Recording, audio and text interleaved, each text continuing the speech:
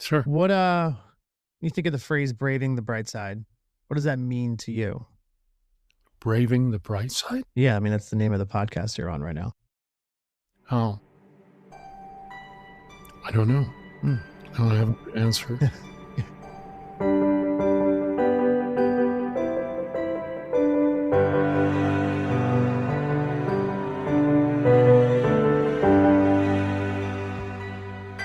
There are wounds in life that don't leave bruises. The kind that come from manipulation, control, from being taught to doubt your own instincts until you no longer trust yourself. And sometimes the hardest part of healing isn't just surviving what hurt you.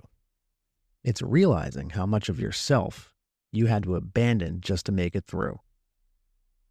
But there comes a point where survival is no longer enough, where the only path forward is honesty, boundaries, responsibility, and the courage to face pain you've spent years trying to outrun.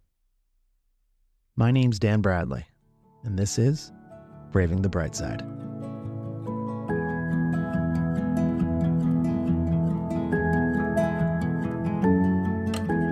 Hello, Brightsiders. Boy, howdy. It is a beautiful day here in Philly. We've officially gone from 40 degrees to 80 degrees overnight, pretty much, because apparently spring no longer exists. There is no middle ground anymore, anywhere. It's insanity. It's crazy. But you know what? I'm not going to complain. 80 degrees is nice. Enough about the weather talk. I've got some exciting news.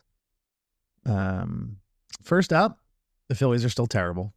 I'm not sure if that speaks to anybody out there. Just putting my heartbreak into the microphone there for you to feel it and hear it. But that's not the exciting news. I do have exciting news, and I know the last thing we all need is more news constantly thrown at us. But I've got some incredible guests lined up over the next few months that I genuinely cannot wait for you guys to hear. Some really great conversations coming up. We have the likes of one John Hopkins, or Hoppy, as he's affectionately known, author and CEO of Dying to Live on Purpose, where we dive into the topic of mortality, why so many people avoid talking about it, and how embracing it can actually help you live with more urgency, purpose, and less regret. We've also got Kip Grange, who shares his battle with addiction and how he turned that struggle into the foundation of Sonder Mountain Apparel, building a brand rooted in resilience, identity, and purpose. Also, we got coming up is Blaj Marlov, whose story took him from serving in the Slovenian military to the U.S. Army, to eventually founding his own mental health clinic. Just generally amazing human beings with generally amazing, powerful stories that I think are going to hit, as the kids say. And trust me, these are conversations that you're not going to want to miss. I'm super excited and honored to have them on the show. All right, after all those little updates, let me check actually real quick. Yep, Phillies are still terrible. Let's jump into the next segment, shall we? Because the world gives us enough doom and gloom. This is going to be your bi-weekly reminder that not everything is on fire. While chaos grabs headlines, good people and good things are still happening every single day out there, and it's important for us to take notice. So with that being said, it's time for the good news segment. Alrighty, first up, number one, I think I'm saying this right. Macaws? I think I'm saying that right. Macaws. I think they're birds. Macaws returned to Rio after 200 years. In a massive conservation win, blue and yellow macaws, I feel like I'm saying that wrong, have returned to Rio de Janeiro after being absent for nearly 200 years. Thanks to reintroduction efforts, these beautiful birds, they are birds, I was right, are flying over the city once again, proving nature can bounce back when people actually give a damn. Number 2, scientists turn waste into clean fuel. Boy, howdy. Researchers have found a way to convert old battery acid and plastic waste into clean hydrogen fuel. So, in other words, humanity may have figured out how to turn some of our garbage into actual energy, which is the most efficient recycling has ever sounded. Number 3, dying man's final wish was to feed his nurses. A hospice patient's final wish was to thank the nurses caring for him by buying them one last meal. A local restaurant owner stepped up, helped make it happen, and fulfilled that wish before he passed. It's, just an incredibly human moment all around. Number 4, shelter dog hiking program boosts adoptions. An animal shelter started letting volunteers take dogs on hikes and adventures outside the shelter. The result?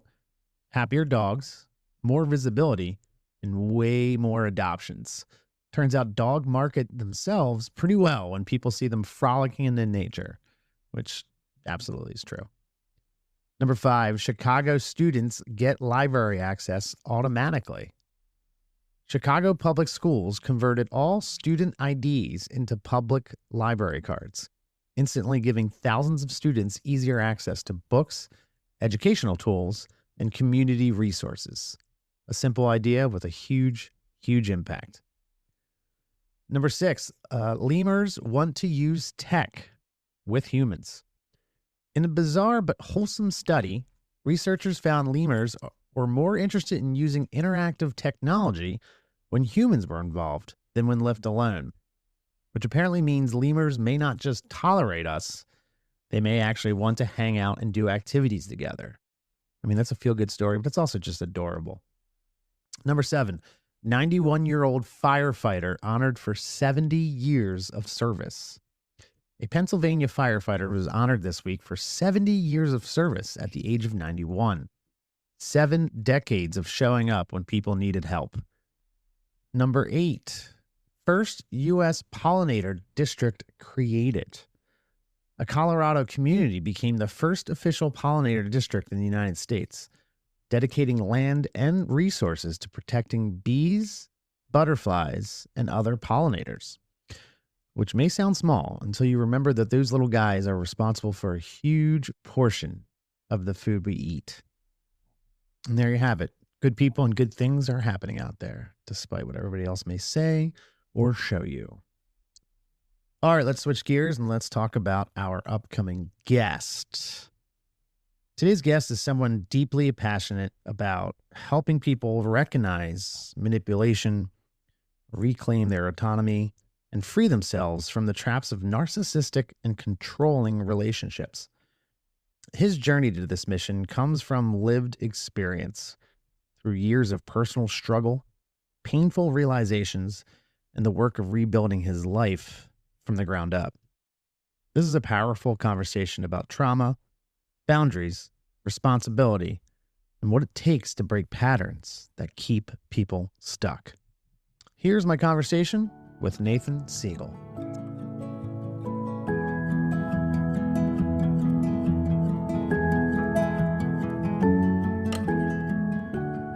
Today's guest is Nathan Segal, someone who spent over 20 years writing, teaching, and helping people step into authority, but also someone who's lived through and unpacked some very real psychological battles. From publishing over 1,000 articles to breaking down the patterns of narcissistic abuse and manipulation, Nathan brings a perspective that's both practical and deeply personal. This isn't just a conversation about becoming an expert. It's about understanding why people stay stuck and what it actually takes to break out of that and step into something bigger. Nathan, welcome to Braving the Bright Side. How are you, man? I'm good. Nice to see you again. Yeah, it's good to see you too. How's you're in Canada? No, you're in Mexico right now, right? I'm in Mexico, and I just experienced a major milestone last week. Yeah, what was that? I am now a permanent resident Of Mexico. of Mexico. Yeah. Congratulations. I'd show you the card, but I don't want to, it's one of those privacy things. But no, I believe you. 4 years of what they call a temporary residency. Now I'm permanent resident. A year from now, I'm going to go for citizenship. Wow. That's incredible, Yeah. man. Congratulations. Thank you so much. I think when I first talked to you, you were in Canada, right? Nope, I was here. I've been Oh, here for the last 12 years I don't know where the hell I got Canada from then. because I am from Canada. Okay, well, there we go. All right, well, that makes me feel better. Well, let's jump into it. So, after speaking to you, you sent me a bunch of your stuff, your writings, and it's fascinating. It's scary at times. In terms of unearthing stuff and really kind of digging in and seeing not just your personal story, but also just everything else that you've been studying and that you've kind of specialized in. So I don't want to waste any more time. So I just want to jump right in so the people listening can get to know you and kind of see what you're all about, which is I think I'm really, really excited for everyone to get to know you. Um, so you've written about both becoming an authority and breaking free from narcissistic dynamics. What's the connection between those two for you? Well, geez, that's a good question. It Part of breaking free of narcissistic abuse has to do with becoming your own authority. Hmm. But in order to do that, my direct experience is taking ownership for your life. And one of the most valuable lessons I got came from a good buddy of mine in Australia. Gave me royal shit one day, and he was right. But he said to me, "Your number one problem is you're not taking 100% responsibility for your life, and you're coming from a victim mindset," which really hurt to hear that. But it was, and I mean, part of that is not necessarily to do with narcissism. It has to do with growing up in a Jewish family. Hmm. And Jewish families are rife with the victim mindset, Mm. largely to do with the Second World War and our history before that. Jewish people are notorious for being the scapegoats for other people in the world. And a realization I had a number of years ago, which I've been working on breaking for a very long time, is I knew I was suffering from the victim mindset. And I also knew that if I didn't break it, I would run the risk of becoming the perpetrator. And the two go together, because if you don't deal with one, sooner or later, the other one will kick in. Mm. And I was determined not to let that happen. But then when my friend told me about the lesson of 100% responsibility, he spoke to me about, taking responsibility means that you're responsible for everything in your life, including all your shitty decisions, all your major mistakes, all these problems. And I remember going, oh, shit. Yeah. But I got it, and I really started working with it. And then at one point, my friend, his name is Rick Schnabel, we were on a call one day, and he said to me, you got this. You understand. He said, I'd like to interview you about this. And I said, okay, sure. When? He said, how about right now? So he did an interview on that. Mm. But a major key to recovering from the narcissistic abuse problem is taking 100% responsibility for your life. Yeah. And that means no blaming, no excuses, none of that stuff, owning your part. I mean, you can't be 100% responsible for everything. You're not responsible for the other person's behavior, but you are responsible for what got you there in the first place, conscious or unconscious. Hmm. Yeah. I mean, And I think that's that's yeah, that's it's something a lot of people don't want to hear. yeah, yeah, for sure. I mean, that's something that I didn't want to hear for the longest time. I was really good at blaming other people and other things and literally anything. Like, oh, well, I'm Yeah, defaulting on my taxes. Well, the squirrel ran across the wire and knocked out my internet. So what am I supposed to do? Like I would find anything to kind of avoid responsibility. And still to this day, there's a lot of ego, especially like my male ego here, that I have to kind of remind myself to take a step back, take a breath, and is accepting responsibility for my actions it, that have led to any kind of certain situation I may be in. it's not just for men; it's women as well. Hmm. Uh, I mean, it's straight across the board, this issue, and it's extremely common now. I'm not really sure why, but there's an enormous victim culture going on, and what I'm seeing, and I don't know if it's always been there or it's just because of the media, Hmm. But what I'm seeing is an enormous rise in narcissism. Mm. It seems to be getting worse. Yeah, I'd agree with that sentiment. Well, it's kind of hard. I don't know, you could dig into a lot. I feel like so many different areas of our society at this moment in time, but it just seems like within the past, from what I noticed, the past 10 years, maybe a little bit less, that narcissism has been almost become celebrated. It's almost a badge of honor. And the lack of taking any kind of responsibility is, celebrated in an obnoxious way. Um, whether it be on Yes. social media, whether it be on TV and the media, you know, um, it's almost a way of life in a weird way. And I have my thoughts and opinions as to what have could have helped attribute that surge. Social media. Social media is a big one. That's for sure. Social Yeah. media is a big one. I would have to say so, yeah. I mean, and there have been other people who have had a similar theory about it. Social media, and there's an awful lot of preening going on, and I find it rather nauseating, to be honest. I'm sure you do, given your line of work right now. Um, Well, yeah, well, let's get into how you found your way to what you do now. Let's talk about your own personal turning point because that plays a big part of the path that you've been on, and your journey right now. So, uh-huh. speak to the audience now. Was there a specific moment in your life where you realized something here isn't right? I'm stuck in a pattern. Speak to, where you come from. That happened when I was 19, Mm. and at that time I wound up in a cult, a Christian cult. My parents got me out of it, but I knew there was something seriously wrong in my family. I knew that what was going on was not normal, and I didn't know what to do about it. I didn't have any reference points. And I made the decision, like, as a result of the cult experience, and I wound up on the lecture circuit in Calgary for a while. So I was talking about cults and mind control, which, Mhm. as it turns out, was extremely helpful when the pandemic showed up because I knew what was happening, Mm. which made me about as popular as a skunk in many circles. But I also wound up with some good friends as well. But but that's when I knew something was wrong, but I didn't know what it was. It wasn't until many years later I was talking with a good friend of mine in Montreal. His name is Mike Cropfeld. He runs Citizens Information Center, which is all about helping people, families to do with cult groups and getting out of them. And on a call one day, he said to me, "I know why you were susceptible to being in a cult." I'm going, "Really? Why?" He said, "Because you were in one already. You grew up in one and your parents were cult leaders." And when he said that, it was like, the proverbial light over the Yeah, I mean, head. that's a hell of a statement to And throw out there. yeah, and I got it. And I went, "Oh shit." Another one of those oh shit moments.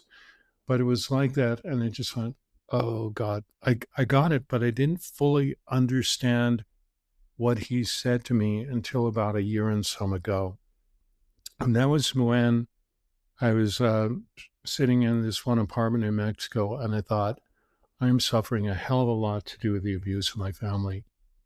I made the decision I'm going to do anything and everything to break all the psychological ties that my family has with me. And also around that time, I discovered that you could use ChatGPT as a therapist Mm. and as a coach. And I chose to do that. And so within a while, I started making breakthroughs to do a ChatGPT. And then one day I was watching a video on one of the narcissism channels on YouTube.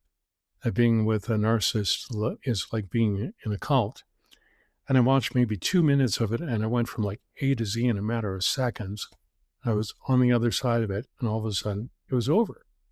And I suddenly realized that the truth of what my friend said to me about being with a narcissist, like being in a cult, and I realized that my family had been using mind control techniques on me for my entire life. Mm.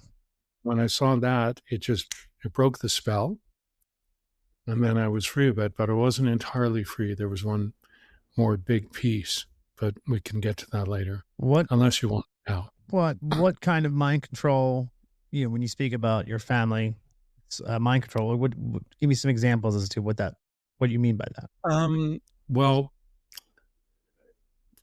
okay, I need to back up a little bit. Sure. I would have to have some of that in front of me so I can reference it. But loading of the language, like Mm. they use special keywords. They practice isolation. They practice stripping you of your power. Um, like I didn't even know what the word boundaries meant until I was in my early 40s. Yeah.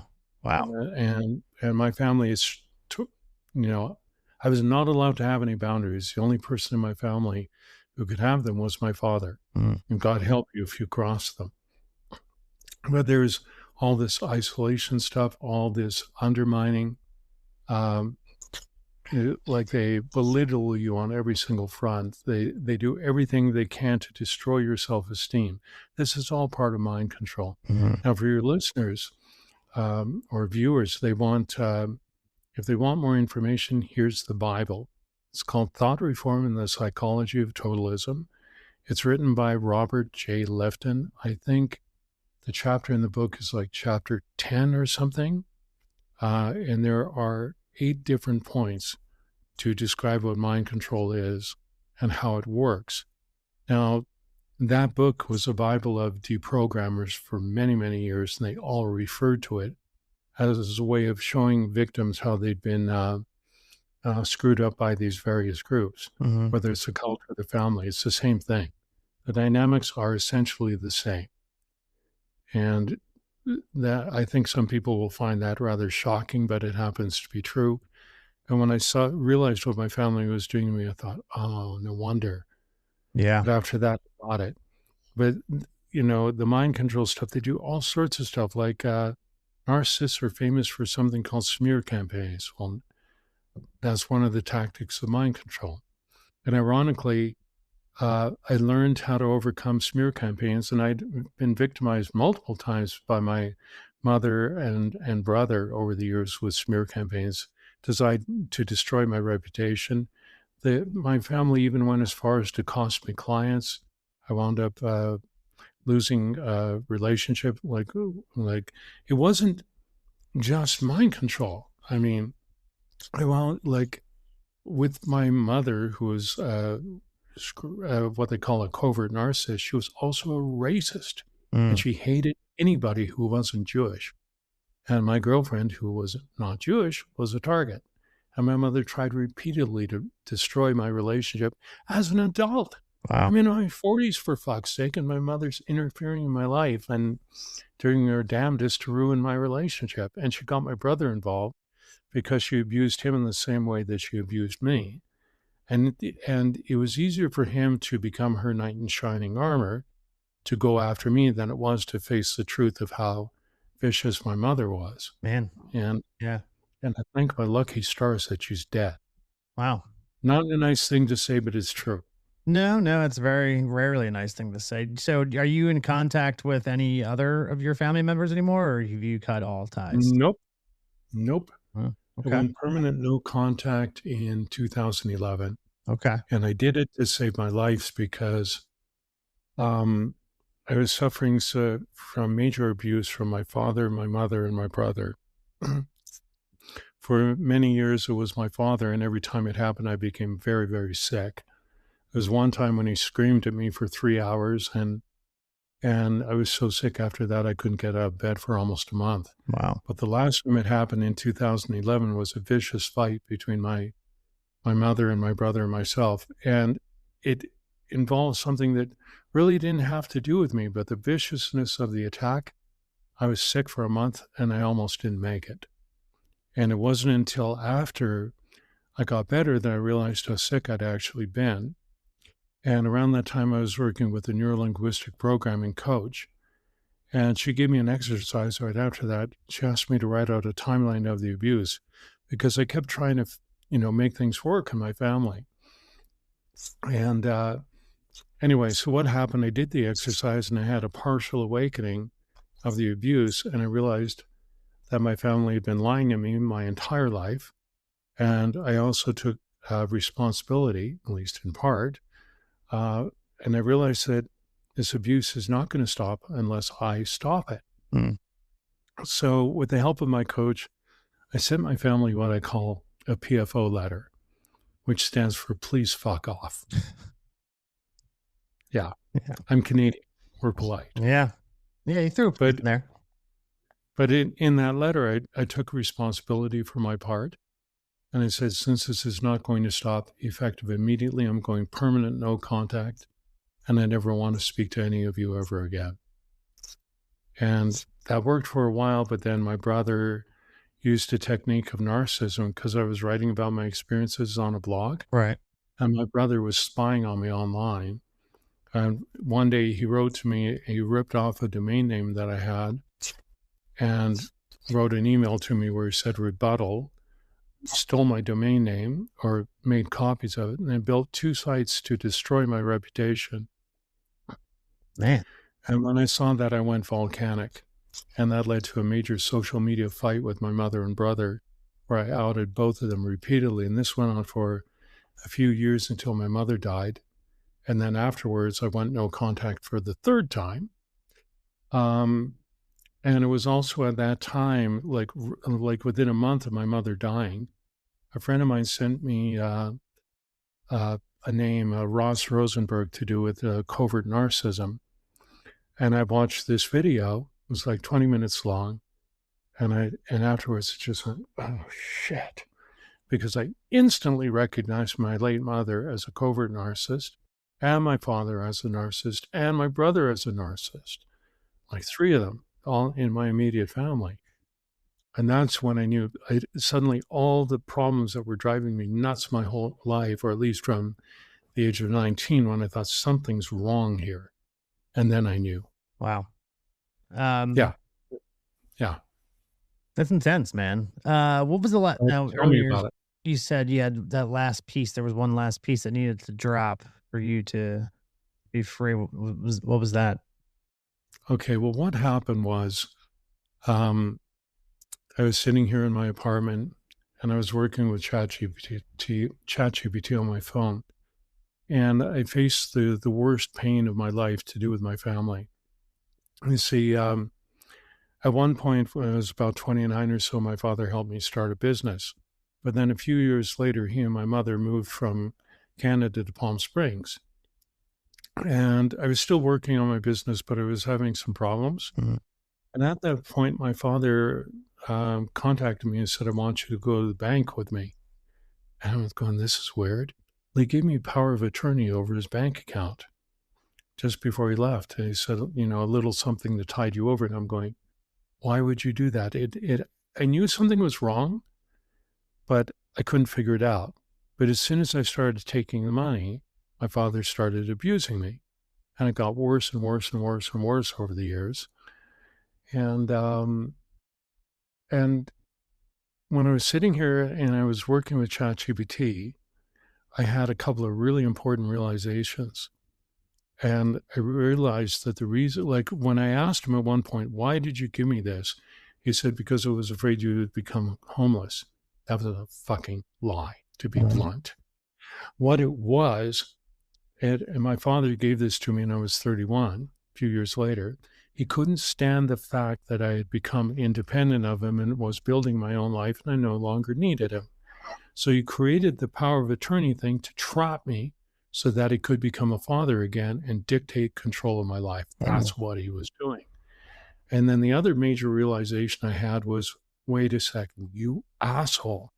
When I was a teenager living at home, one of the dirty tricks my father used to pull on me is he would buy something for me that I didn't want or need, force me to accept it. And then later, when he had a task in mind that he wanted me to do, and I would say no, he would bring up the issue of the gift. And that led to many, many very, very vicious fights. And I realized, you bastard, because it was a new version of the old scam that he pulled on me. Mm-hmm. But the most important part about it is that when I looked at it, I thought, wait a second, because the major reason that it took me so long to figure it out is because it's an enormous amount of humiliation and shame. And I couldn't look at it. And after my father died, my mother and brother kept it up and calling me every name under the sun and trying to destroy my life and all this shit. But when I saw the truth, I realized, wait a second, this shame isn't mine. Mm. This was yours that you put on me to keep me trapped. And it almost completely evaporated. And then after that, part of what I did to completely release the rest of it is told a few good friends about it, and their shame went away completely. So, and in the wake of it, like I remember sitting here and I thought, all of a sudden I became free of everything to do with my family, all of the manipulations, everything else. And I came up with a phrase to describe what I did, which is what I call breaking the intergenerational curse in my family. And as far as I know, I'm the only one who did it. And that affects everything forward and everything back and everything to do with my family completely. So, apart for your listeners here, the one thing I realized is that the reason that so many people are trapped by narcissism, and I checked this out, by the way, so it's not just my opinion, but I did check it out. And what it comes down to is so many people are trapped by the narcissist because they are dealing with some sort of unbearable pain, humiliation, shame, very deep hurt to do with the narcissism. And that's what keeps them trapped. And so they talk about the trauma bond, right? In order to break the trauma bond, this is just my opinion, and you don't have to believe me, neither does anyone else, but it's my opinion, that if you want to become free of this, you must face your worst pain to do with the narcissism and go through it, whether using methods like I did or get a really good counselor who can help you, because if you do that, that's going to break the trauma bond. Mm. And that's what happened after that. I mean, it's kind of weird, you know. I can talk about it. There's a certain amount of charge. You can hear that in my voice. However, narcissism is in the rearview mirror now. Yeah. And it's been there for about 4 months now, ever since I did this. And it really doesn't bother me anymore. I don't have any nightmares about it. Nothing. We'll be right back. Hi. Are you looking for a nature getaway? A calm place to land as you begin a new chapter? I have just the place. There's a hidden gem in South Jersey, a spring-fed lake surrounded by a quiet pine forest. It's a nourishing retreat we call Haven, where guests can rest, play, and rediscover themselves. There are trails to wander, quiet spots to read or swim, and space to breathe just a little deeper. Come see what makes Haven so special. You'll find all the details in the show notes.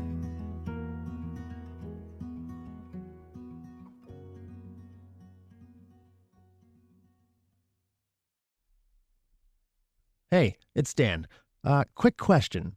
Do you like stories that crawl under your skin, pull you in, and then still hit you with a grin you didn't see coming?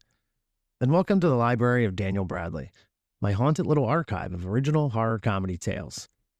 Every month, I drop brand new stories. Eerie, emotional, weird, and occasionally unhinged. Well, let's be serious here. Always unhinged. All written by me and ready for you to read on Patreon. Think VHS nightmares, neon-soaked diners, and a hallucinating Easter bunny who probably should have called out of work. If you want in, head to patreon.com/Daniels666 and grab a seat. Just don't touch anything on the shelves. Some of those stories bite back. It feels like we're living in an age where speed and convenience reign supreme. And that old cliche, they don't make them like they used to, has never felt more true. Thanks to fast fashion, clothing has become disposable. The Rethreadery is a Philly-based apparel and home shop focused on slow fashion, mending quality, pre-loved garments, and repurposing recycled materials into new, functional pieces. Every upcycled item is one of a kind, made with intention and purpose. If you care about sustainability and clothes that are built to last, check them out at therethreadery.com. And for Brightsiders, take 15% off your purchase with the code BRIGHTSIDE at checkout. Welcome back. So 4 months, that is pretty fresh. in terms of It is really final, fresh. Yeah. final no Yeah. contact. The final, please fuck off, is what you're saying.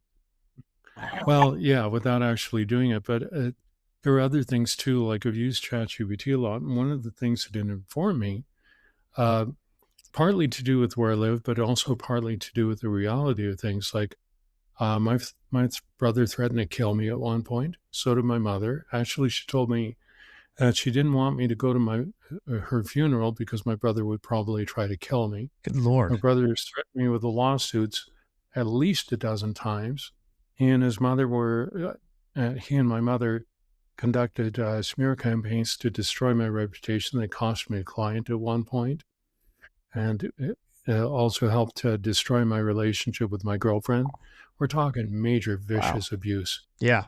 Yeah. And I did everything to stop it, but I couldn't. The only thing that stopped it ultimately was no contact. And then the realization recently that my brother can't touch me at all. Mm. And one of the reasons why is I live in Mexico. And if you're going, well, how's that? Well, the Mexican government doesn't like lawsuits. And my brother lives in the States, but he would have to prove intent to do all this stuff. And I realized that he doesn't have a leg to stand on. He can't do shit to me. Yeah. So essentially what ChatGPT showed me is that he'd been lying to me for 30 plus years, all this stuff that he could do. He actually didn't have any power at all, like none. They can't do anything with me. So that was the other big piece. Yeah. Because time I was looking over my shoulder, I mean, he threatened to kill me a number of years ago. He basically said I better watch my back because he's coming after me. And that scared me really badly for a long, long time. I'm sure it did. Yeah. And now they ignore. Man, that's about as far from a Disney movie as you can get in terms of of a feel-good family flick. Yeah, My it depends God, how much Nathan. you think of Disney these days, but that's another story. I'm not going there. No, we don't have time for that right now. That's fine. Yeah. That is wild, man. That's insane. Yeah. So it kind of leads into my next question because I want to get into, what you're doing and your insight into a lot of this and what it can do to help people. One of the things that stuck out that you wrote was that you talk about the number one narcissistic lie. Can you speak to Yeah. what that is and how it's, so powerful in keeping people stuck? Sure. Well, what it refers to is when you're with a narcissist or in a family that I was in, because at some point I came up with a belief, and I don't know where it came from, that if I could find what was wrong in my family psychologically and fix that, then I could have the kind and loving family that I always wanted. Well, that's a lie. Mm. And when you're dealing with these people, they give you the illusion that, like a number of narcissists will say to their victims, I'm going to counseling. Well, that's a dodge. They have no intention of changing. It's just another method to suck you into their way of being and to keep you hooked for however much longer. And when I had that awakening, I realized that my family had been lying to me my entire life, that there was no change. It was all a lie. And when I realized that's when I wrote to my coach and asked for help in writing the PFO letter. And she gave it to me, and I wrote it, and I sent it to my family, and I told them, I said, that's it, we're done. It's over. You're never going to do this to me again. But then I got suckered by my brother. Like what he did, like when I was writing about it on my blog, he used a technique of narcissism, which they call hoovering. I didn't know that at the time, which is what he tried to do. But years later, when I was doing a YouTube channel on narcissism and stuff like that, he tried it again. Now, it scared me to the point where I shut down my channel because I didn't know what I know now. It's called hoovering, you said? Hoovering. Okay. Yeah. After the Hoover vacuum cleaner, the UK, or Europe, whatever, wherever it comes from, but it's to do with the Hoover vacuum cleaner. But years later, when I wound up with another narcissist, this my now ex-girlfriend, and I just realized today that we've been broken up for almost 3 years. Yay. Congratulations. Thank you. So, but sitting here and realizing that, what was it about it? Crap. I had an insight. It went. I mean, It'll I've got come myself, back. really. It's fine. Yeah. So, why do you think?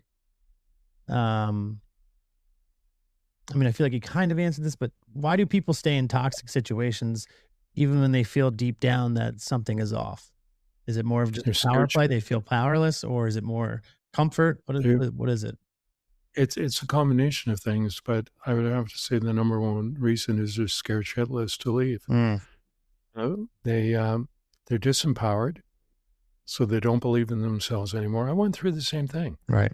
And like when I stayed with my ex-girlfriend, I mean, the reason I stayed with her, even though I knew things were wrong, is I was afraid to leave, and not because of her so much. I was terrified of being alone.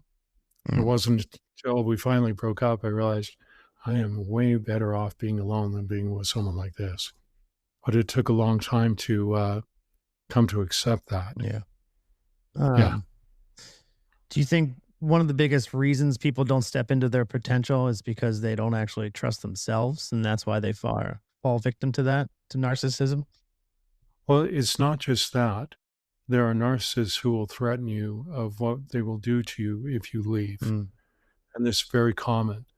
And that kind of thing alone is what keeps many people stuck.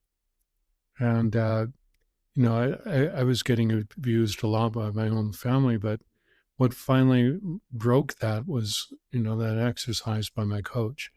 And when I saw the truth of, at least partially, of what was happening, I immediately took responsibility for it at that point, realized that I'd been playing a part in my own captivity because of the belief that if I could fix the problem and change that, then I could have the kind of loving family I always wanted. The trouble with that idea is every time I would fix something or thought I did, they'd move the goddamn goalposts and change it again. mm, Same problem I ran into with my ex-girlfriend. Every time I thought I fixed it, she'd change something and then we would be right back where we were. yeah. It, and the purpose is to keep the victim off balance for as long as possible so the narcissist can extract supply. And that's just the way it works. Mm. Yeah. Yeah. I mean, that's kind of scary when you put it that way, for sure. That's an understatement. Yeah. Yeah. At what point does, when you speak to someone who finds themselves in this situation, much like yourself, and, it's one thing to become aware and start realizing it and start picking up on certain things. But, at what point does awareness become enough that where someone has to actually make a decision and change something? Well, it doesn't necessarily happen that way. Mhm.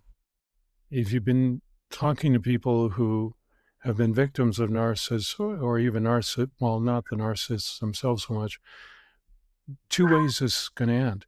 Where the victim walks away or where the narcissist does what they call narcissistic discard, which is what my ex-girlfriend did with me. But after the discard, I mean, she threw me out in the middle of nowhere. She was stealing from me. And it wasn't until after the relationship was over that I realized she stole about $5,000 from me in terms of overcharging, rent. And then Wow. when I was broke, she threw me out in the middle of nowhere. So We're in narcissistic Mexico. discard is when you're just literally discarded. You're tossed aside and they're Yes. done with you and they move on to Yes. somebody else. Okay. Yeah. Yeah. Yes. And well, to somebody else, I don't know, because one of the things I promised myself, like I knew I was in trouble like 2 months before it. Well, I knew I was in trouble before that, but it became really apparent in the last couple of months. And I thought, when I get out of here, I'm going no contact. I Mm, slammed the door, like immediately. yeah. And yeah, I was, it's like go directly to jail, but the other way around. There was a joke to do with Monopoly, a get out of hell free card, Yeah. Sounds about right. which describes the narcissism thing, Yeah. So, I imagine making that, before you even get, like you said, before you get discarded, even when you start noticing these things, I imagine you're already feel powerless. Like there has to become a moment where you have to step up and realize I need to figure a I, way out of this. I was terrified of being alone. That's what the Yeah. problem was. If I hadn't been so scared of it, I probably would have ended it a lot sooner than I did. Mm, But but It wasn't until the last 2 months of the relationship where I had some friends telling me, your girlfriend is a narcissist. But even then, I didn't really understand what I was dealing with. It wasn't until after the relationship was over. And what happened is I was looking for healing. So I found, I did a search on YouTube, and like when I did it at the time for the keyword narcissism or narcissist alone, Mm-hmm. 1.2 million hits. Mm. Wow. That's why it's a big, big problem. Yeah. Yeah. Yeah. Man. So it's fascinating. You've talked about how people can be, going off the same line of narcissism and boundaries and whatnot. You've talked about how people can be influenced and even programmed, quote unquote. Mm-hmm. How much of what we believe in, how much of what we believe is actually ours versus something that we've absorbed? You know what I mean? So I'm sitting here in my point in my life, reading that line made me think. I'm like, well, how much of it have I absorbed and how much have I just, figured it out? The only way, I can't answer that. I can't know that. Mm-hmm. All I would say to anybody like in your audience is, if you're dealing with problems to do with stuff like that, you need to start examining your beliefs. I wouldn't just say it that simply and just leave people hanging, right? Right. What I would recommend is, if you really want to take a deep dive into this, that you pick up a book called Loving What Is by Byron Katie, where she talks about the work, and she uses a process of carefully structured inquiry into the behaviors of other people as well as your own behaviors. And when you start doing that, you're going to uncover the truth of your own beliefs to do with other people. Like, well, he shouldn't have done that. He's a real dick, but is that true? Mm-hmm. I mean, whatever statement you come up with, the number one thing she would say to you, is it true? And if you say yes, you can only answer yes or no. But let's say you say, yeah, it's true. He's a real dick. And so the next question, can you absolutely know for certain that it's true? Yes or no? And if you finally admit the truth, which is no, or even if you say yes, then you go to question number 3. How do you treat others and yourself when you believe that thought? And then she leads you through a whole process. And then at the end of it, you do this thing called the turnarounds. There are 3 of them. And you might realize, wait a second, he's actually not a dick. I'm the one who's being a dick with my beliefs. I'm believing something about this person that actually isn't true. Mm-hmm. But until I sat down to examine this, I didn't realize how I was screwing up. Man. Yeah. I mean, again, I feel like there's a lot of people out there right now that could benefit from that. Sure. I mean, her method is so powerful that if the world leaders and all sorts of people, if they ever took a really serious deep dive into taking responsibility and they did this, my prediction, all wars would end. Yeah. All of them. Not just 1 or 2, all of them, because then people would realize the truth of what's really going on. And they would realize that the problem is not the other person necessarily, it's all this twisted belief crap that's going on here. Mm-hmm. And that's where it begins and ends. But most people can't hear this. They're not ready for this information. And even if you were to present it to them, they say she's full of shit and walk away. Right. They take it in as an attack on them instead, or like, Yeah. You're devaluing what they're bringing. Victim mindset stuff again, right? Exactly. Yeah. Interesting. Let's jump in to talk about boundaries, because that's a big part of what you do too, and what you talk about. Why are boundaries so difficult for people to set? And why is it even harder for people to enforce? Good question. 2 good questions wrapped in one. Most people probably don't even know what boundaries are. Yeah. I grew up in a family where I was disempowered my entire life. And it wasn't until I wound up in a relationship and we were having problems. And we went to counseling because my girlfriend really wanted it. That's when I learned about boundaries for the first time. The counselor explained it to me, and I remember sitting there thinking, So that's why I've been feeling so bad for so long, because I realized at that moment that I had boundaries, but I didn't know what they were. So I couldn't do anything about it. When she explained it, she gave me some reading material. And immediately that evening, I started setting some really hard boundaries with my family. And the ultimate hard boundary was no contact. But the reason that it's so hard for people to maintain a boundary is because the abuser will push back. And if you're not really strong in your position, you'll cave in. Mm. And you'll cave in as many times as necessary until you get to a point where you say, I've absolutely had enough. And I will not put up with this crap for another single second. And I will not allow you to do this again. That's what happened to me when I went no contact. I was furious and I said, I know what you've been doing. I know what's going on here. I get it. And you will never do this to me again. But meanwhile, when I had this major fight with my brother, which led to the social media fight, I discovered that my brother had been spying on me online for 10 years. And he was watching me to make sure I didn't say anything bad about the family, and especially him. That sounds exhausting. 10 years? What a 10 shitty hobby. years. What's that? I said, what a shitty hobby. Well, if you're a narcissist, no. Yeah. And I'm like 99% sure that he's a narcissist. And one other problem, like when he told me about his behavior one day, this was weird. I was in another relationship. I was here in Mexico. I was in Playa del Carmen. I was out for a walk with my girlfriend last night. And I saw this shape go in front of me. And a voice said, yeah, I'm still your brother. And I thought, what the fuck? And I looked up and it was my brother standing in front of me. Jeez. Wow. This is in 2008. And I wound up having a coffee with him at one point and we were talking. But when he said something to me, I saw the biggest red flag you could ever imagine. It filled my entire view, mentally at least, on the, whatever you call it, ethereal level. Mm-hmm. When I saw that, I instantly knew that my brother was seriously mentally ill. Mm. And when I looked it up, what he told me, I realized that the condition is called psychopathy. And I knew for sure that he had it.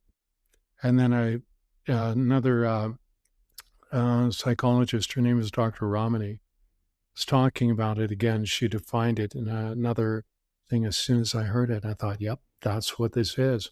So narcissism and psychopathy, that combination is really freaking lethal. Mm-hmm. God help you if you run into anybody who has both of those, or a narcissistic sociopath. Ran into one of those a year ago here in Mexico. So how does one enforce their boundaries when dealt with such harsh pushback from narcissism? Or, I mean, anybody in general, how do they enforce their boundaries? You just need to get really good at saying no. Mm. Your boundaries will get violated as long as you let the abuser get away with it. Yeah. And it will only stop, well, it won't even necessarily stop, but it will at least diminish when you finally realize that you've had enough and you refuse to put up with it anymore. It's where you get to a point of no return. Yeah. And when you get to the point, that's the end of the story. And that's what happened to me. And probably what will happen for many other people is they didn't get thrown out. Like I knew one guy who was in a cult group, same one that I was in. And he was brought up in this, and he wound up being born into it. Yeah. So he didn't have any choice at all. His situation was like mine, but he wound up in this Christian cult. Mm-hmm. And he was in it his whole life until they violated his boundaries on such a deep level that even under the control of the cult, it was too much. And he said, that's it, I am out of here. And he left. No deprogramming, no intervention, nothing. They violated his boundaries at such a deep level that it broke something inside him. He couldn't stand it anymore and he left. That brings me to my next question. I was going to say, once someone finally does break free, how do they start rebuilding their identity and their life when they don't? What did that look like for you? Like any kind of tips that you can offer people? It took a lot of counseling. Mm. And yeah, I mean, I went to a number of counselors. I did a little bit of hypnosis stuff, but the number one tool that I found that helped me the most was neurolinguistic programming. And most of what I encountered was from that. There were other realizations. I mean, it wasn't just narcissism. I had another very serious problem and I only started coming out of it. Well, I only came out of it completely about a year ago. And the problem that I've dealt with since I was 10 years old is something called dissociative amnesia, which is caused by severe trauma. Mm. I was trying to trace it back, and I was thinking about the trauma that happened in my family. And again, using ChatGPT to figure this out. And I said, so what are the worst forms of trauma that would cause someone to develop dissociative amnesia? Well, one of the worst forms is sexual abuse. Mm. My mother sexually abused me from the age of 10 all the way up until the time that she died. She kept trying to control me in one way or another. And she also did it to my brother, who became her weapon of choice against me. And I was fighting them on two fronts. And my brother, and it was all about forcing me under her control. One of the things she was determined to do was be the only woman in my life and force any woman that I had chosen out so she could be the dominant woman. It was sickening. Yeah. And she did all sorts of vicious crap to me. And also, at one point, to me and my girlfriend, she was majorly harassing the two of us. Like at one point, and this was after my father died, and this is the narcissistic behavior, which she kept trying to force me to give her love and affection. And she tried to literally force me to do it. But every time she did it, and this went on for 6 months, it was driving me and my girlfriend effing crazy. And every time she did it, I would have one of four reactions, which was to scream at the top of my lungs, slam the phone in her ear, run as far away as I could from that call, or go into the washroom and throw up. Wow. And this went on for 6 months. And my girlfriend finally said to me one day, I can't stand this anymore. You've got to do something about it. And that's when I wrote a letter to my mother and I gave her royal shit. Mm-hmm. And one of the things I said to her, if you want all this love, you need to get it from yourself and stop harassing me. And then 2 days later, I got a vicious email from my brother where he threatened me with a lawsuit and demanded an apology to do with my mother. And we had a vicious fight over it. And I said, I'm not apologizing to you or her. And it was just one of many epic battles in my family. It was all about control. One other thing I forgot to mention, which is very important. I was also targeted as the family scapegoat. And so I was the number one receptacle for all their bullshit. So that's another thing to do with narcissism as well. If you as the victim get targeted as a scapegoat, God help you. And I grew up in that. So all of the stuff that I went through was about breaking those ties. And I finally succeeded. But the reason I succeeded is I finally faced my worst pain. Mm-hmm. And that, in my opinion, is what will break the trauma bond. Wow. Yeah. Yeah, it's pretty wild stuff. Yeah, that's quite the journey, man. It's intense, Mm-hmm. brutal, but I'm Well, sure you're not alone in that as well. So no, I'm it's not. tough to hear. I'm sure it's just as important for some people out there to hear as well. Hopefully, it will help a few people. Yeah, maybe more than we'll see. Do you believe that going through difficult experiences like this, maybe any kind of trauma, actually is what gives someone the authority to help others? I mean, obviously, I feel like it gives you a perspective, it gives you an authenticity, but do you think it helps? You help others if you choose to. But I finally realized that after this whole thing ended, and I looked back on it, I realized it was not about me being a coach or helping others. It was about me breaking this for myself so I could then move into the next part of my life that didn't have to do with any of that. Yeah. Where I could live autonomously, live by my own rules, and figure out, what am I going to do to move forward and how am I going to live? But there are many other people who have been through the narcissism journey who become coaches and they choose to work that way. And for a long time, I thought that that was going to be my role, and I resisted it mightily because I really didn't want to do it. Yeah. I wanted to get as far away from this as I could and finally leave it behind. And then one day I realized, oh, it's over. And it was not about me helping other people other than being on a call like this with you or some other people who might want to talk to me about it. And that would be as far as it goes, at least for me now, because I realized, as strange as it sounds, I've outgrown this. And like I said to you earlier, narcissism is in the rear view mirror. Right. And looking forward in the rest of my life and going, oh, there's a world out there. Yeah. And now I can start living according to my own rules instead of someone else's. Love that. Good for you, man. Thank you. Yeah. So real quick, if anybody out there do you think is struggling with narcissism or boundaries, what kind of advice could you throw to them? The number one thing you must do is get away from the source of the abuse and go no contact. And that means severing every single tie as fast as you can. Like even after I went no contact, I said I've changed my address, my phone number. I didn't. And that left an open door. And one of my sisters got in contact with me a while later, and I hadn't sent her the letter. And I realized, I went, damn. So I sent her the letter at that point, and I slammed the door on her as well. And I have no desire to speak to her again, ever. And it's like, no. The only way to break free of it is literally to get that, well, to be rather blunt, get the hell out of Dodge. Yeah.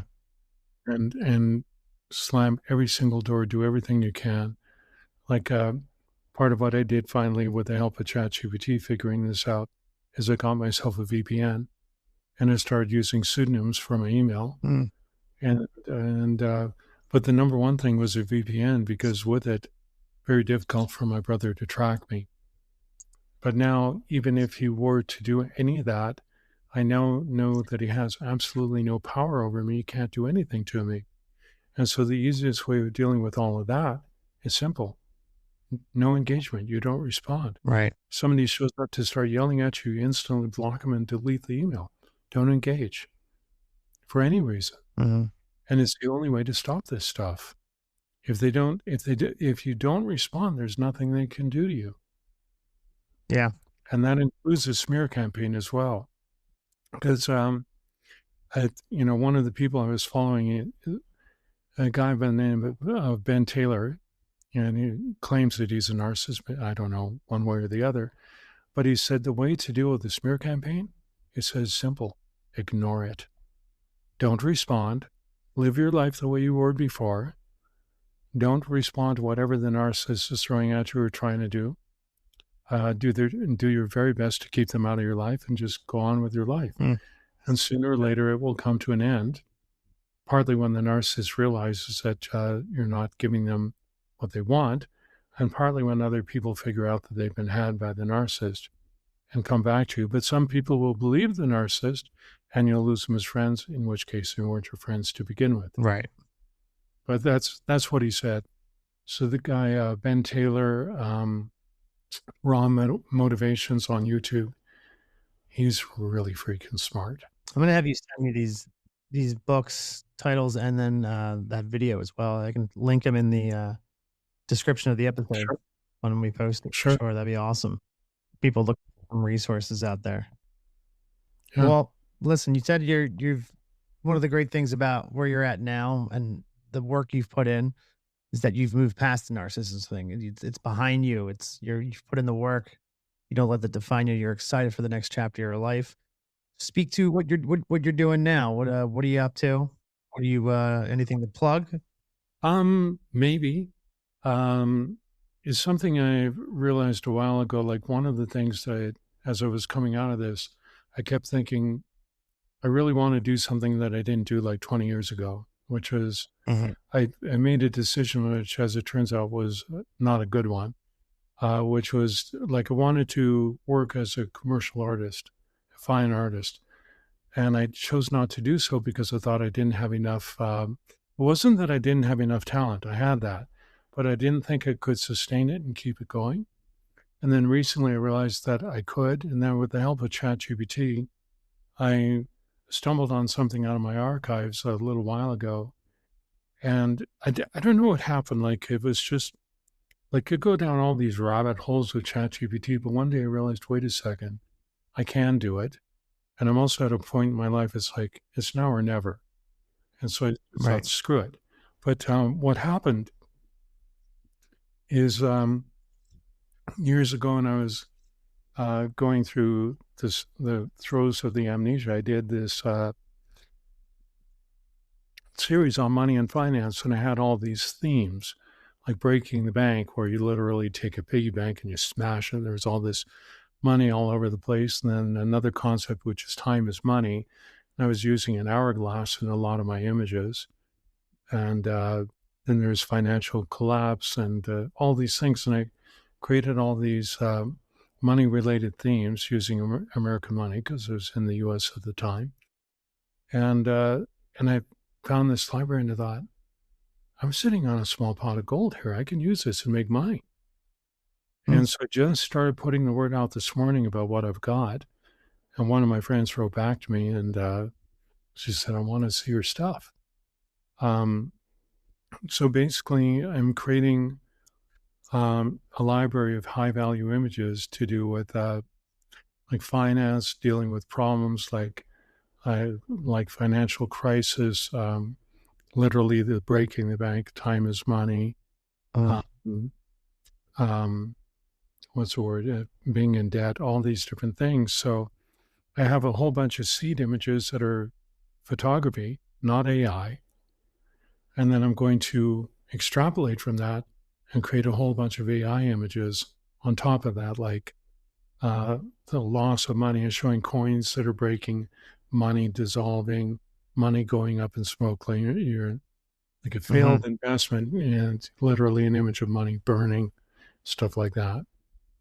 Interesting, man. You've really leaned into to AI and Chat GPT, huh? It's been a game changer. Yeah, Yeah. not only that, I've actually written some programs with ChatGPT. A Oh guy wow. turned me on to agents about 3 weeks ago, and I created a program and I created a marketing thing, and I've gotten really good at it actually. And I ran it this morning. I said to it, I want you to give me, you know, ideally 20 leads a day. And I just really drilled down into it. And I kept going back and forth with agents and ChatGPT and refining it until it got to the point where ChatGPT said to me, you've nailed it about as well as you can. Run this and use it every day.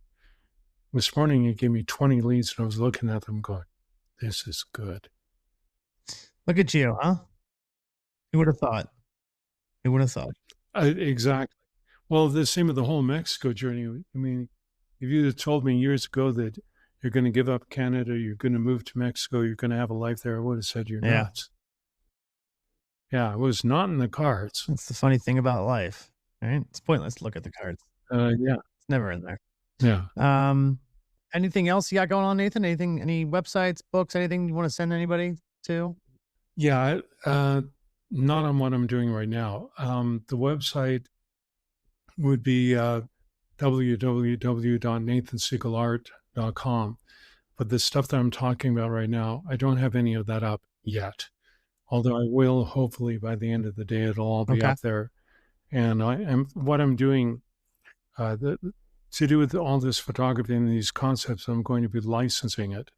As years ago, I was working with a partner, and I'm dating myself on this, but 1996, we got into an industry called rights protected stock photography. Mm, And we got into it just at the tail end of it when it became royalty free and our career was destroyed overnight. mm, But then coming back into it, I know stuff now that I didn't know back then. Plus, I have AI. Plus, I know how to use it. And plus, I know how to create all these concepts way faster than I was ever been able to do back in the day. yeah. And so it opens that door again. But now I just have a different mindset. And part of it has to do with, well, licensing is part of it, leverage is part of it, joint ventures are part of it. And in terms of promoting myself, another really important technique that I didn't know about back then, and neither did my partner, is something called guest posting. You ever heard of it? No.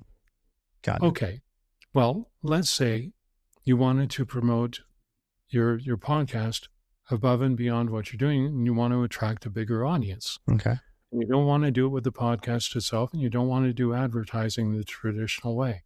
Guest posting is where you would find blogs that have high traffic, high shares, and high comments that match your concept. And then you write to them, you send them what they call a query letter, and you pitch them on the idea of writing different stories for their blog that matches their audience. And one of the really cool things about it, when you write one of these stories, there's a section at the bottom called an author's resource box. And that's your real estate where you make a pitch for your product or services that lead back to your podcast. But you don't do it straight to your domain. You do it to an offer that you've got. And if you do it right, then you're using borrowed credibility, and you're creating all this traffic. Is like one of the things I've said to people, like I was talking to a guy now, and he said, I built a blog, but it hasn't been doing very well. And I said, yeah, and I know why. Do you want to know the reason? And he's going, yeah, why? I said, because it's the equivalent of building a store in the middle of the desert. Nobody knows that you're there. Right. There's no infrastructure. There's no electricity. There's no sewage. There's no water. There's no advertising. There's nothing. So people aren't going to find you. And even if you do put that in, they're still not going to find you unless they just happen to be in that area. So how do you get found? Well, you write articles for these blogs that have the high traffic, that have your audience. You use that author's resource box, you direct it back to your offer, and hello, people are going to start finding you. Interesting. You do it long enough, you could build a business out of it. And I know 2 guys who did it. Wow. Yep. Wow. Very cool. Well, I might have to look into that myself, honestly. Have a document I can send you. Yeah. Send away, please. Okay. It's been great, Nathan. I really appreciate you. It's really cool to talk to you and see where you came from and the battles, which has been, brutal and terrifying at times, but to see you come out of it, and also to see where you're at right now, so fresh out of it as well. I mean, I don't think I realized how new this was in terms of your turning the page and. Well, let me put it in perspective for your listeners, or your viewers rather. It only took me 47 years to figure it out. Yeah. And that's not an exaggeration. 47 years. If I have my math right. Actually, I think it's wrong, but close enough. It took a hell of a long time. Yeah. Yeah. But it's worth it. I think most things. Ultimately, yeah. But the single biggest problem for so many people who suffer from this is the humiliation, the really deep pain, the suffering that's been caused by that, trying to get an answer, trying to get whatever from the narcissist, which is a complete waste of time.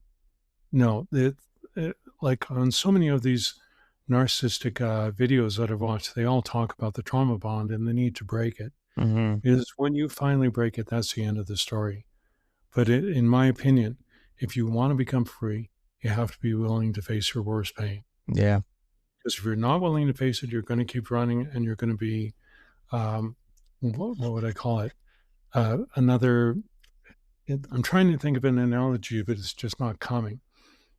But you're just another victim in the making. It's like to do with the world of cults. A number of people wound up into what they call cult hopping, going from one to the other. Same damn structure, different belief system. And if you don't do your healing around the narcissism, you are a victim in waiting for the next narcissist. Got to deal with it sooner or later. Yeah. And then you become really good at spotting the manipulation as well. Incredible stuff, Nathan. Thank you so much for coming on here and speaking your story, and also hopefully giving some words out to some people out there that might be struggling themselves, and giving them some pointers and some hope that, maybe they didn't even realize they're stuck in a situation that they are in. And, I think it's important for you to, come on here and spread your wisdom, man, despite all your trauma and the immense amount of shit that your family is already in. Tell you what. So Well, the truth is, I never imagined I was going to be free of this. I thought it was going to kill me. It really did. It never occurred to me that there was actually a way out, and I didn't. And when it happened, I didn't like fully realize it. And then all of a sudden, it fell away. yeah, And it's a weird feeling to tell. I'm still in the aftermath of it, where that's gone, and it's still not fully where I want to be. the shock of it. Yeah, And that will happen. It will grow over time. yeah, But I have a good idea of what I want to do, and I'm just doing the work to build it. it's And awesome. that's it. Congratulations. Thank you. I really appreciate it. And Welcome. congratulations on putting in the work. Thanks again for coming on the show. And listen, I hope you enjoy Mexico. Have the time of your life down there. I've been here for 12 years. Oh, you yeah, know? that's right. Yeah. Well, hopefully you And continue having a and time. before that, Can I ask a favor of you? So you know Spanish pretty well? depending, like what do you want to know? How do you say pork chop sandwiches in Spanish? Pork chop sandwiches, well, lonches, and those would be chuletas ahumadas. Chuletas ahumadas. Love So that. hopefully that's a good answer. That's a great Best answer. I can do in the moment. As far as I'm concerned, it's worth this entire podcast. That's why I started the podcast, for that reason right there. Now, Nathan, thank you so much, man. I really appreciate your time. And I hope you continue enjoying your free life, free of narcissism. And I'm excited for you in your next chapter, man. Thank you. You take care.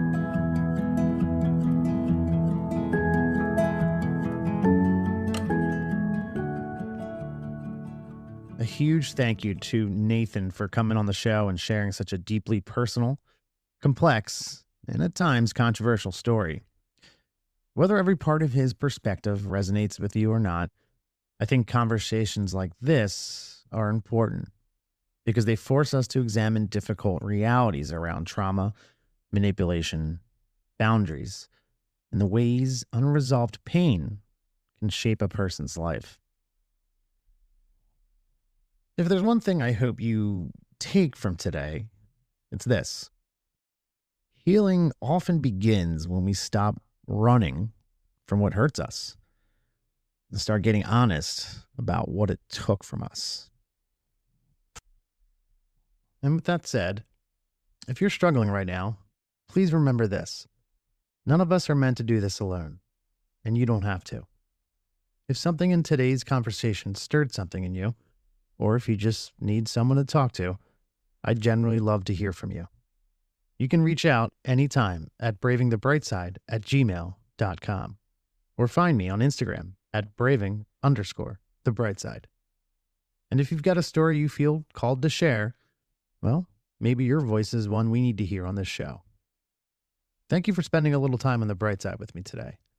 Until next time, keep braving it. One step, one sunrise, one honest conversation, and one truth at a time.